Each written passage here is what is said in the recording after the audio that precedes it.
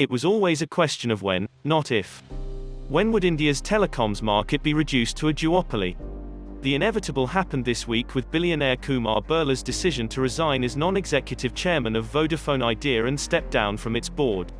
This move highlights the scale of the crisis that the cash-strapped company, the country's third-largest telecom player, is now facing. Vodafone Idea, a joint venture between Britain's Vodafone Group and Birla's Idea Cellular, says it's heading toward collapse under the weight of crippling debt, amounting to $24.2 billion. Part of that was accumulated amid an intense price war that's seen Vodafone Idea losing market share to Mukesh Ambani's Reliance Jio. Furthermore, it owes the government dues of $21.2 billion to be paid over the next 10 years. Birla, the fourth-generation head of the Aditya Birla Group, had written a letter to the government in June offering to sell the group's stake in Vodafone Idea to any government-approved entity. In his letter, Birla highlighted that Vodafone Idea had, over the last year, taken steps to improve its operational efficiency, despite which the company's financial condition had deteriorated sharply. Vodafone Idea's shares, which had tumbled as much as 45% this week before recovering some of the losses to finish the week down by just over 14%. The venture has posted 11 straight quarters of losses. For the year ended March, Vodafone Idea posted a loss of 442.3 billion rupees on revenue of 419.5 billion rupees.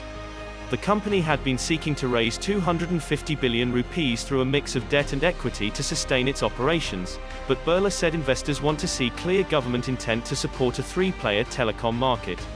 Among the country's largest wireless operators, Vodafone Idea is the weakest.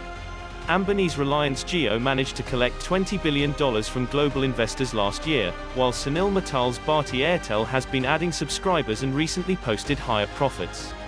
Birla says prospective investors want to see the government provide clarity on AGR, adjusted gross revenue, liability, money the telecoms have to pay the government, a moratorium on airwaves payments and a floor price for tariffs.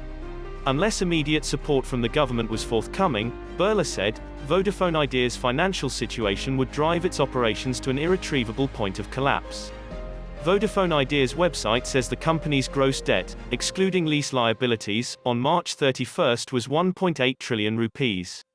This comprised deferred spectrum payment obligations of 962.7 billion rupees and AGR liability of 609.6 billion rupees that are owed to the government, and debt from banks and financial institutions was 230.8 billion rupees. Vodafone Group, which has a 45% stake in Vodafone Idea, has ruled out any further equity infusion into the Indian business. The UK.